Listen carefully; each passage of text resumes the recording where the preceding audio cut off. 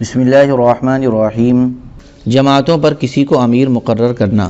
حضرت سعد بن ابی وقاص رضی اللہ عنہ فرماتے ہیں کہ جب حضور اقدس صلی اللہ علیہ وسلم مدینہ تشریف لائے تو قبیلہ جہینہ کے لوگ آپ کی خدمت میں حاضر ہوئے اور انہوں نے عرض کیا، اب آپ ہمارے یہاں آ گئے ہیں، لہذا آپ ہمیں معاہدہ نامہ لکھ دیں تاکہ ہم اپنی ساری قوم کو لے کر آپ کی خدمت میں آ سکیں۔ چنانچہ آپ صلی اللہ علیہ وسلم نے ان کو معاہدہ نامہ لکھ کر دیا اور پھر وہ قبیلہ جہینہ والے مسلمان ہو گئے۔ حضرت سعد رضی اللہ عنہ فرماتے ہیں کہ حضور صلی اللہ علیہ وسلم نے ہمیں رجب کے مہینے میں بھیجا اور ہماری تعداد 100 بھی نہیں تھی، اور حضور صلی اللہ علیہ وسلم نے ہمیں حکم دیا کہ ہم قبیلہ بنو کنانہ پر حملہ کریں، یہ قبیلہ جہینہ کے قریب ہی آباد تھا۔ چنانچہ ہم نے ان پر حملہ کر دیا، ان کی تعداد زیادہ تھی، اس لیے ہم پناہ لینے قبیلہ جہینہ کے پاس چلے گئے۔ انہوں نے ہمیں پناہ دی، لیکن انہوں نے کہا، تم لوگ شہر حرام یعنی قابل احترام مہینے میں کیوں جنگ کرتے ہو؟ عرب کے لوگ شوال، ذی قعدہ، ذی الحجہ اور رجب کو اشہر حرم یعنی قابل احترام مہینہ سمجھتے تھے اور ان مہینوں میں آپس میں جنگ نہیں کرتے تھے۔ ہم نے ان سے کہا کہ ہم تو صرف ان لوگوں سے جنگ کر رہے ہیں جنہوں نے ہمیں بلد حرام یعنی قابل احترام شہر مکہ سے شہر حرام یعنی قابل احترام مہینے میں نکالا تھا۔ ہمارے ساتھیوں نے ایک دوسرے سے پوچھا، کیا رائے ہے، اب ہمیں کیا کرنا چاہیے؟ اس پر ہمارا اختلاف ہو گیا۔ بعض ساتھیوں نے کہا، ہم حضور صلی اللہ علیہ وسلم کی خدمت میں جاتے ہیں اور انہیں ساری بات بتاتے ہیں۔ کچھ ساتھیوں نے کہا، نہیں، ہم تو یہیں ٹھہریں گے۔ میں نے اور میرے ساتھیوں نے کہا، نہیں، ہم تو قریش کے قافلے کی طرف چلتے ہیں اور ان کے سامان تجارت پر قبضہ کر لیتے ہیں، اور اس زمانے کا دستور یہ تھا کہ کافروں سے جو مال بغیر لڑائی کے ملے گا وہ سارا کا سارا انہی مسلمانوں کا ہوگا جنہوں نے وہ مال کافروں سے لیا ہوگا۔ چنانچہ ہم تو اس قافلے کی طرف چلے گئے اور ہمارے باقی ساتھی حضور صلی اللہ علیہ وسلم کی خدمت میں واپس چلے گئے، اور جا کر حضور صلی اللہ علیہ وسلم کو ساری تفصیل سنائی تو آپ صلی اللہ علیہ وسلم غصے میں کھڑے ہو گئے اور آپ کا چہرہ سرخ ہو گیا، اور آپ نے فرمایا، تم میرے پاس سے اکٹھے گئے تھے اور اب تم الگ الگ ہو کر واپس آ رہے ہو، یوں بکھر جانے نے ہی تم سے پہلے لوگوں کو ہلاک کیا ہے۔ اب میں تم پر ایسے آدمی کو امیر بنا کر بھیجوں گا جو تم میں سے بہتر تو نہیں ہوگا لیکن تم سے زیادہ بھوک پیاس برداشت کرنے والا ہوگا۔ پھر حضور اقدس صلی اللہ علیہ وسلم نے حضرت عبداللہ بن جحش اسدی رضی اللہ عنہ کو ہمارا امیر بنا کر بھیجا۔ چنانچہ یہ سب سے پہلے صحابی ہیں جن کو اسلام میں امیر بنایا گیا۔ 10 آدمیوں کا امیر بنانا۔ حضرت حبیب رحمۃ اللہ علیہ کے والد حضرت شہاب عنبری رحمۃ اللہ علیہ کہتے ہیں کہ تستر شہر کے دروازے کو سب سے پہلے میں نے آگ لگائی تھی، اور اس جنگ میں حضرت اشعری رضی اللہ عنہ کو تیر لگا تھا جس سے وہ زخمی ہو کر زمین پر گر گئے تھے۔ جب مسلمانوں نے تستر فتح کر لیا تو حضرت اشعری رضی اللہ تعالیٰ عنہ نے مجھے میری قوم کے 10 آدمیوں کا امیر بنا دیا۔ سفر کا امیر بنانا۔ حضرت عمر رضی اللہ عنہ فرماتے ہیں کہ جو سفر میں 3 آدمی ہوں تو انہیں چاہیے کہ وہ اپنے میں سے کسی ایک کو اپنا امیر بنا لیں۔ اس طرح امیر بنانے کا حضور اقدس صلی اللہ علیہ وسلم نے حکم دیا ہے۔ امارت کی ذمہ داری کون اٹھا سکتا ہے؟ حضرت ابو ہریرہ رضی اللہ عنہ فرماتے ہیں کہ حضور اقدس صلی اللہ علیہ وسلم نے ایک جماعت بھیجی جن کی تعداد زیادہ تھی، ان میں سے ہر آدمی کو جتنا قرآن یاد تھا وہ آپ نے ان سے سنا۔ چنانچہ سنتے سنتے آپ ایک ایسے شخص کے پاس آئے جو ان میں سب سے کم عمر تھا۔ آپ صلی اللہ علیہ وسلم نے فرمایا، اے فلانے، تمہیں کتنا قرآن یاد ہے؟ اس نے کہا، فلاں فلاں صورتیں اور سورہ بقرہ۔ آپ نے پوچھا، کیا تمہیں سورہ بقرہ یاد ہے؟ اس نے کہا، جی ہاں۔ آپ صلی اللہ علیہ وسلم نے فرمایا، جاؤ، تم اس جماعت کے امیر ہو۔ اس جماعت کے سرداروں میں سے ایک آدمی نے کہا، میں نے سورہ بقرہ صرف اس وجہ سے یاد نہیں کی کہ میں شاید اسے تہجد میں نہ پڑھ سکوں۔ حضور اقدس صلی اللہ علیہ وسلم نے فرمایا، تم لوگ قرآن سیکھو اور اسے پڑھو، کیونکہ جو آدمی قرآن سیکھتا ہے اور اسے پڑھتا ہے اس کی مثال اس تھیلی کی سی ہے جو مشک سے بھری ہوئی ہو کہ اس کی خوشبو تمام مکان میں پھیلتی ہے، اور جس شخص نے قرآن سیکھا اور پھر سو گیا اس کی مثال اس تھیلی کی سی ہے جس کا منہ بند کر دیا گیا ہو۔ حضرت عثمان رضی اللہ عنہ فرماتے ہیں کہ حضور اقدس صلی اللہ علیہ وسلم نے ایک جماعت یمن بھیجی اور ان میں سے ایک صحابی کو ان کا امیر بنا دیا جن کی عمر سب سے کم تھی۔ وہ لوگ کئی دن تک وہاں ہی ٹھہرے رہے اور نہ جا سکے۔ اس جماعت کے ایک آدمی سے حضور اقدس صلی اللہ علیہ وسلم کی ملاقات ہوئی۔ حضور نے فرمایا، اے فلانے، تمہیں کیا ہوا؟ تم ابھی تک گئے کیوں نہیں؟ اس نے عرض کیا، یا رسول اللہ، ہمارے امیر کے پاؤں میں تکلیف ہے۔ چنانچہ آپ صلی اللہ علیہ وسلم اس امیر کے پاس تشریف لے گئے اور بسم اللہ وباللہ اعوذ باللہ وقدرتہ من شر ما فیہا 7 مرتبہ پڑھ کر اس آدمی پر دم کیا۔ وہ آدمی اسی وقت ٹھیک ہو گیا۔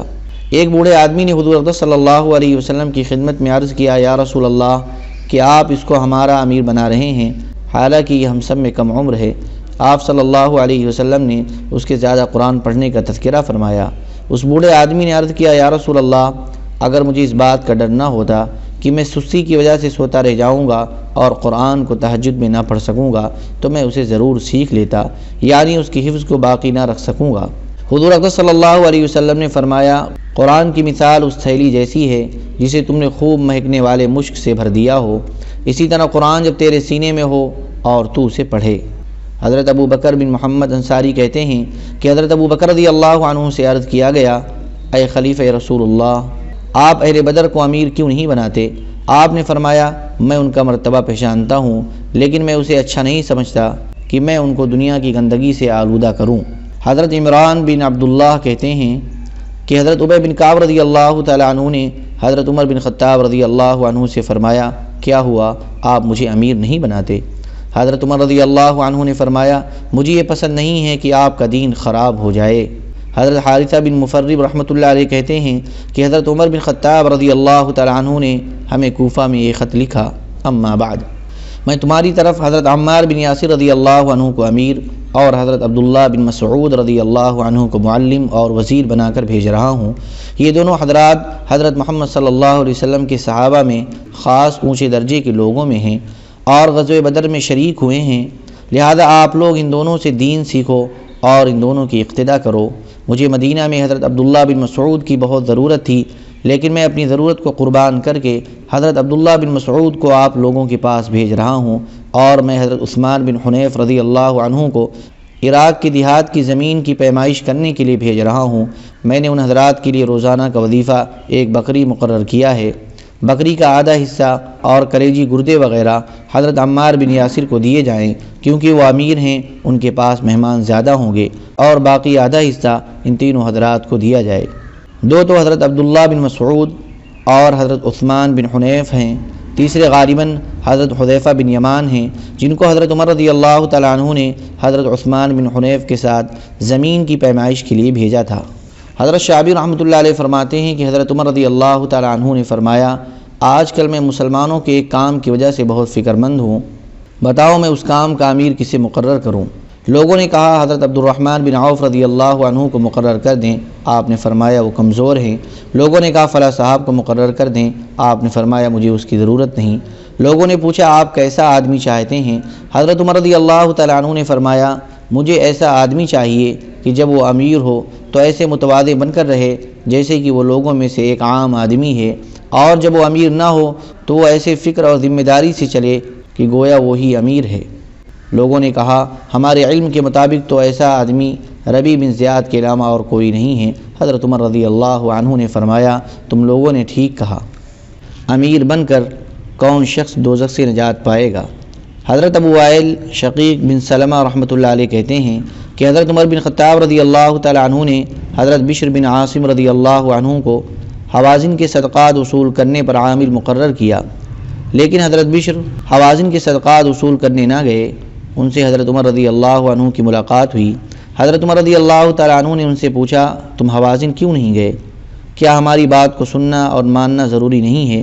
حضرت بشر نے کہا کیوں نہیں، لیکن میں نے حضور اقدس صلی اللہ علیہ وسلم کو یہ فرماتے ہوئے سنا ہے کہ جسے مسلمانوں کے کسی امر کا ذمہ دار بنایا گیا اسے قیامت کے دن لا کر جہنم کے پل پر کھڑا کر دیا جائے گا۔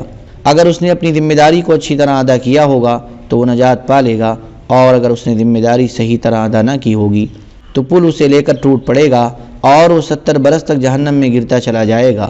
یہ سن کر حضرت عمر رضی اللہ عنہ بہت پریشان اور غمگین ہوئے اور وہاں سے چلے گئے۔ راستے میں ان کی حضرت ابوذر رضی اللہ عنہ سے ملاقات ہوئی۔ انہوں نے کہا کیا بات ہے؟ میں آپ کو پریشان اور غمگین دیکھ رہا ہوں۔ حضرت عمر رضی اللہ عنہ نے فرمایا میں کیوں نہ پریشان اور غمگین ہوں، جبکہ میں حضرت بشر بن عاصم سے حضور اقدس صلی اللہ علیہ وسلم کا یہ ارشاد سن چکا ہوں کہ جسے مسلمانوں کے کسی امر کا ذمہ دار بنایا گیا اسے قیامت کے دن لا کر جہنم کے پل پر کھڑا کر دیا جائے گا۔ اگر اس نے اپنی ذمہ داری کو اچھی طرح ادا کیا ہوگا تو وہ نجات پا لے گا، اور اگر اس نے ذمہ داری صحیح طرح ادا نہ کی ہوگی تو پل اسے لے کر ٹوٹ پڑے گا اور وہ 70 برس تک جہنم میں گرتا چلا جائے گا۔ اس پر حضرت ابو ذر رضی اللہ تعالیٰ عنہ نے کہا کہ آپ نے حضور اقدس صلی اللہ علیہ وسلم سے یہ حدیث نہیں سنی ہے؟ حضرت عمر رضی اللہ عنہ نے فرمایا نہیں۔ حضرت ابو ذر رضی اللہ تعالیٰ عنہ نے کہا میں اس بات کی گواہی دیتا ہوں کہ میں حضور اقدس صلی اللہ علیہ وسلم کو یہ فرماتے ہوئے سنا کہ جو کسی مسلمان کو ذمہ دار بنائے گا اسے قیامت کے دن لا کر جہنم کے پل پر کھڑا کر دیا جائے گا۔ اگر وہ ذمہ دار بنانے میں ٹھیک تھا تو دوزخ سے نجات پائے گا، اور اگر اس میں ٹھیک نہیں تھا تو پل اسے لے کر ٹوٹ پڑے گا اور وہ 70 برس تک جہنم میں گرتا چلا جائے گا، اور وہ جہنم کالی اور اندھیری ہے۔ آپ بتائیں کہ ان دونوں حدیثوں میں سے کس حدیث کے سننے سے آپ کے دل کو زیادہ تکلیف ہوئی ہے؟ آپ نے فرمایا دونوں کے سننے سے میرے دل کو تکلیف ہوئی ہے، لیکن جب خلافت میں ایسا زبردست خطرہ ہے تو اسے کون قبول کرے گا؟ حضرت ابو ذر رضی اللہ تعالیٰ عنہ نے فرمایا اسے وہی قبول کرے گا جس کی ناک کاٹنے کا اور اس کے رخسار کو زمین سے ملانے کا، یعنی اسے ذلیل کرنے کا اللہ نے ارادہ کیا ہو۔ بہرحال ہمارے علم کے مطابق آپ کی خلافت میں خیر ہی خیر ہے۔ ہاں یہ ہو سکتا ہے کہ آپ اس خلافت کا ذمہ دار ایسے شخص کو بنا دیں جو اس میں عدل و انصاف سے کام نہ لے، تو آپ بھی اس کے گناہ سے نہ بچ سکیں گے۔ اللہم صلی علی سیدنا وعلی آل سیدنا وحبیبنا ومحبوبنا ومولانا محمد وبارک وسلم۔ سبحان ربک رب العزة عما یصفون وسلام علی المرسلین والحمد للہ رب العالمین۔